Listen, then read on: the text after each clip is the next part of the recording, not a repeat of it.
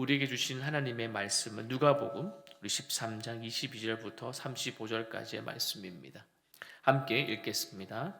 예수께서 각 성, 각 마을로 다니사 가르치심에 예루살렘으로 여행하시더니 어떤 사람이 여짜오되 주여 구원을 받는 자가 적으니이까 그들에게 이르시되 좁은 문으로 들어가기를 힘쓰라. 내가 너희에게 이르노니 들어가기를 구하여도 못하는 자가 많으니라. 집주인이 일어나 문을 한 번 닫은 후에 너희가 밖에 서서 문을 두드리며 주여 열어주소서 하면 그가 대답하여 이르되 나는 너희가 어디에서 온 자인지 알지 못하노라 하리니 그때 너희가 말하되 우리는 주 앞에서 먹고 마셨으며 주는 또한 우리를 길거리에서 가르쳐셨나이다 하나 그가 너희에게 말하여 이르되 나는 너희가 어디에서 왔는지 알지 못하노라. 행악하는 모든 자들아 나를 떠나가라 하리라. 너희가 아브라함과 이삭과 야곱과 모든 선지자는 하나님 나라에 있고 오직 너희는 밖에 쫓겨난 것을 볼 때에 거기서 슬피 울며 이를 갈리라. 사람들이 동서남북으로부터 와서 하나님의 나라 잔치에 참여하리니 보라 나중 된 자로서 먼저 될 자가 있고 먼저 된 자로서 나중 될 자가 될 수도 있느니라 하시더라. 곧 그때에 어떤 바리새인들이 나와서 이르되 나가서 여기를 떠나소서 헤롯이 당신을 죽이고자 하나이다. 이르시되 너희는 가서 저 여유에게 이르다.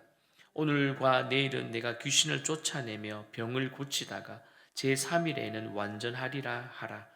그러나 오늘과 내일과 모레는 내가 갈 길을 가야 하리니 선지자가 예루살렘 밖에서는 죽는 법이 없느니라.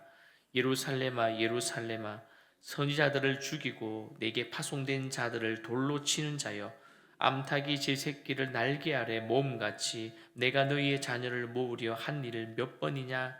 그러나 너희가 원하지 아니하였도다. 보라 너희 집이 황폐하여 버린 바 되리라.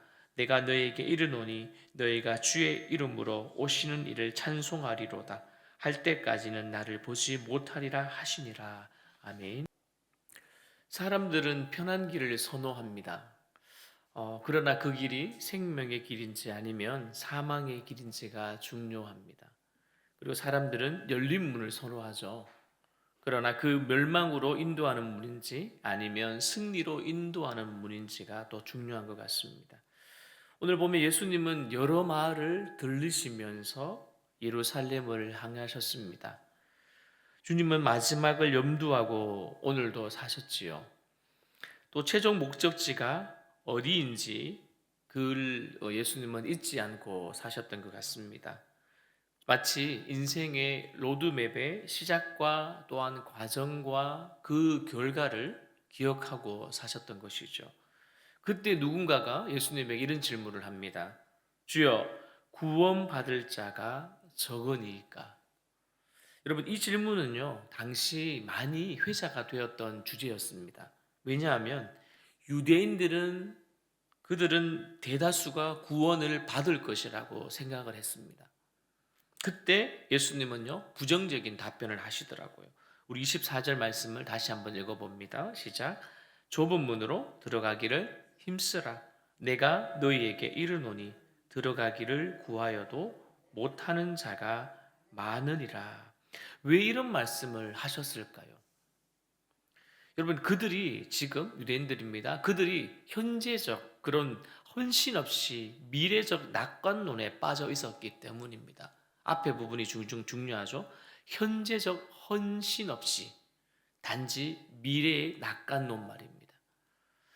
그러니까 좁은 문은 우리가 어떻게 해야 들어갑니까? 그냥 여러분 좁은 문이 있다 생각해 보십시오. 우리 본당 뒤편의 문은 되게 넓습니다.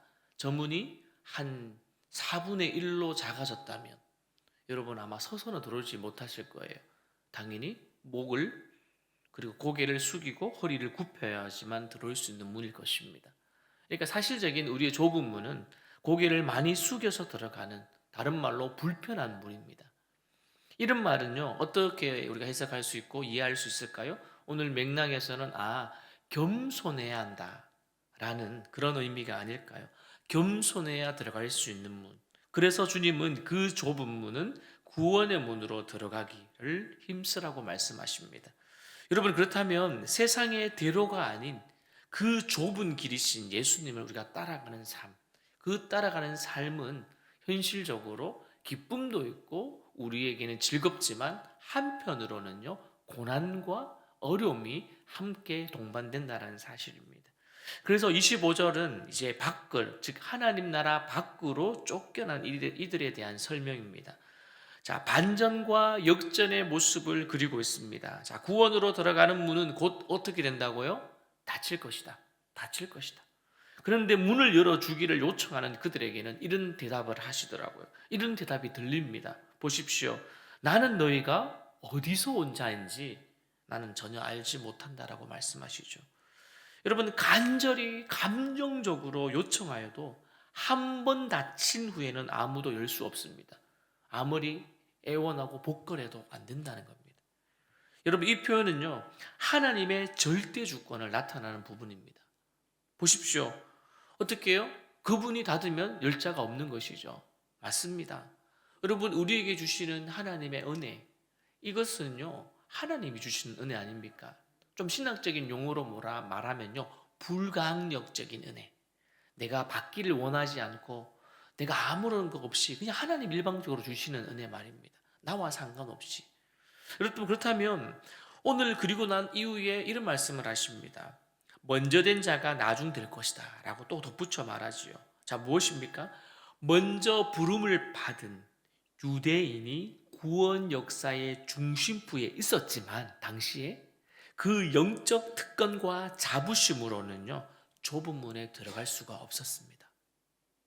여러분 어떠십니까? 구원 역사의 중심부에 그들은 있었습니다. 그러나 들어가지 못한다고 말합니다.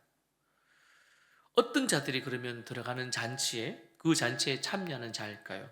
오늘 보니 성경은 아브라함과 또한 이삭과 야곱 모든 선지자, 이어서 뒤에서는 동서남부로부터 온 사람들, 즉 유대인 중에 신실한 일부와 이방인들이 하나님 나라 잔치에 참여한다고 말합니다.